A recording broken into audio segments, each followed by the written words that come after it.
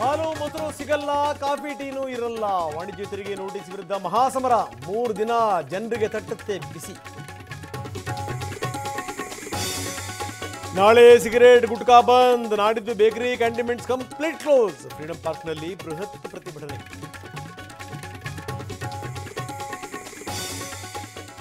ಸಣ್ಣ ವ್ಯಾಪಾರಿಗಳ ಜೊತೆ ಸಿಎಂ ಸಭೆ. ಮಧ್ಯಾಹ್ನ 3 ಗಂಟೆಗೆ ಕಾವೇರಿ ನಿವಾಸದಲ್ಲಿ ಮೀಟಿಂಗ್. ಅಧಿಕಾರಿಗಳು 18 ಸಂಘ ಸಂಸ್ಥೆಗಳು ಭಾಗಿ.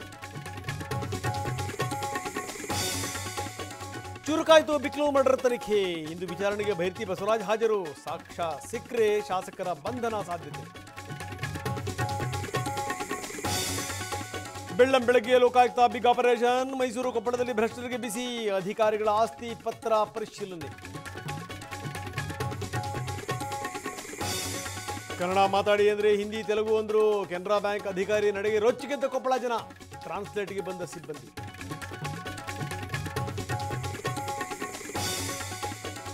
ಮೊಟ್ಟೆ ಕೊಟ್ರೆ ಮಕ್ಕಳನ್ನ ಶಾಲೆ ಬಿಡಿಸ್ತೀವಿ. ಮಂಡ್ಯದ ಆಲಕೆರೆಯಲ್ಲಿ ಗ್ರಾಮಸ್ಥರ ಕಿರಿಕ್. 80 ವಿದ್ಯಾರ್ಥಿಗಳು ಸ್ಕೂಲ್ ಬಿಡೋ ಆತಂಕ. ಹಿಂಡು ದಂಡು ಬಂದ್ವು, ತೋಟ ನಾಶ ಮಾಡುವು. ಚಿಕ್ಕಮಗಳೂರಿನಲ್ಲಿ ರೈತರ ನಿದ್ರೆಗೆಡಿಸಿದ ಕಾಡಾನೆಗಳು.